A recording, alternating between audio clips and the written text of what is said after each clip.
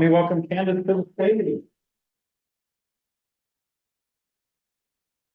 Well, I'm CK, and here's my story. So it's 2 a.m. and I can't sleep. I'm tossing and turning. I'm running through not just my to-do list and what to eat for dinner, but there's something deeper that's nagging me. I start to just think about my life as a whole. Am I on the right path? Am I really setting up future generations for success? Is this really the life that I was imagining for myself? It's getting later and later, and these thoughts aren't subsiding. They're getting stronger. I realize the real problem is I don't know if I'm living a life that's worth improvement. And I'm doing all the things I'm supposed to do, I'm following the rules, but I'm not really making an impact. I'm not really doing the things that I've always imagined when I was young myself. And every time I try to do something or make something, I feel like I always just get stuck, right? Like stuck in that cycle of imposter syndrome and not feeling ready to start and not feeling good enough. Or stuck in that cycle of learning and taking classes and workshops and watching everyone do their thing online and never doing my thing. Or stuck in that cycle of, making my friends happy and my family happy and my boss happy and trying to meet everyone else's needs but mine. That day and that moment at 2 a.m. stuck. And so I started to think of ways to get unstuck. I just finished my master's program, and as my friends went on to do their PhDs, I started a PhD, an intentional journey to find my thing. And so little by little, I started just like things. I wrote 110 articles on this blogging website called Medium.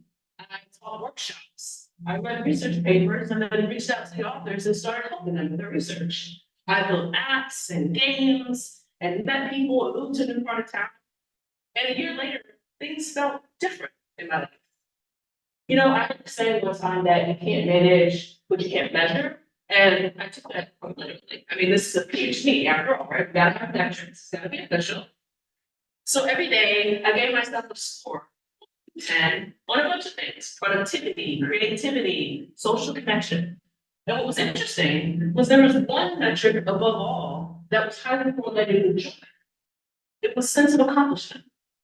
Every time I made something and put it out to the world, I felt like I mattered. And so I kept making things, and people started to notice change in my demeanor. Friends started to come up with their personal projects. So we started to meet up. It was pretty simple, right? We meet up, lunch ice cream, lunch candy, and talk about what they made and make a plan for what they wanted to make by the next time we met. And they liked it. They kept saying we need more spaces that help encourage people to take action, right? Stop just dreaming and start actually doing something. And so I started thinking of ways to scale this. Now, typically, when people want to make something, they kind of go one or two routes, right? They either go try to get credentials through traditional education, or they go the self-education route through courses and programs. But what my friends and I found was that about coming together in a time-bound window and making something to share with the community. So that's what I'm here to talk to you about today. I'm CK, and I'm building Make It Happen Month. A challenge to help people stop dreaming and start doing. So here's how it works. This January, from the 2nd through the 31st of January, hundreds of people across the city will come together to work on projects that are meaningful to them. It costs $100 to join the challenge. And I'm partnering with organizations to help sponsor high school and college students who want to join, but maybe you can't afford it. So Make It Happen Month has 3 parts.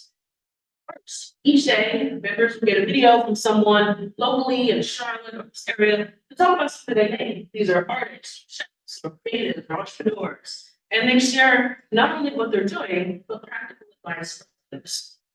Second, they'll be prompted to set daily action steps. These can be small, right? Sending an email, making a flyer, but the goal is to help people build the habit of taking action and get out of that analysis paralysis. And then third, we'll have in-person events each week. And the goal there is to share so far, get support, strategize, and connect with each other. So Here's how people find out about Make It Happen. We're partnering with some organizations, some of the ones that are partnered with meetups. And the goal is to get diverse groups together, not just entrepreneurs, but creatives, folks that are civic minded, people who wouldn't normally interact, so that they have a chance to share their talents and contribute to each other's projects. The big picture goal is to have hundreds of Make It Happen months across millions of cities around the world, and help people actually execute on their ideas. I'd love more help with marketing and partnerships so that we can sponsor more high school and college students, because many times they're the ones with the most ideas and the least amount of resources. I'm CK. This is Make It Happen Month. Thank you so much for your support.